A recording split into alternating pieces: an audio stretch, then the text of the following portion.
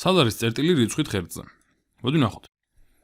თუ დავუკვირდებით, მოცემული გვაქვს რაღაცა დანაყოფები, ანუ რაღაც მასშტაბი არის, რაც არ ვიცით და მოდი გავარკვიოთ რა მასშტაბია.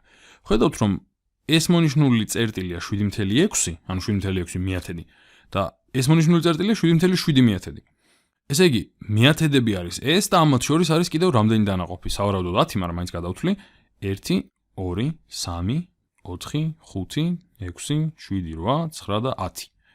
ესე იგი, 7.6 მეათედსა და 7.7 მეათედს შორის არის 10 დანაყოფი.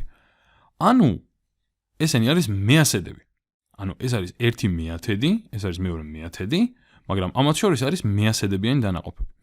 მაშინ 7.7 თუ გვაქვს აქ ექნება 7.71 მეასედი, 72 მეასედი, 63, 74, 75, 76, 77 და 7.78 მეასედი გამოდის ეს.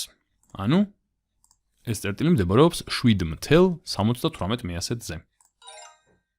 სწორია. შემდეგი. იგივე ტიპის შეკითხვა, სად არის წერტილი რიცხვით ღერძზე? 4.4 მეათედი და 4.5 მეათედი გვაქვს, ესე იგი ისევ მეათედები არის ესენი და ისევ ამათ შორის მეასედები იქნება, აღარ გადავთვლი. და ახლა ვნახოთ, ერთი შეხედვით შუაშია და 4.45 უნდა იყოს, მაგრამ მოდი მაინც გადავთვალოთ. 4.4, 4.41, 4.42, 4.43, 4.44 და 4.45. ესე იგი 4.45 მეასედია ამისი მდებარეობა. მოდი ერთიც. სად არის წერტილი რიცხვით ღერძზე? ისევ 7.8, 7.9. ანუ ისევ მეათედებთან გვაქვს საქმე და მეასედებთან. პირიქით ვქნათ ახლა 7.9 გვაქვს აქ. და მოდი უკუღმა გადავთვალოთ უფრო ახლოსა. 7.90-ია ეს იგივე.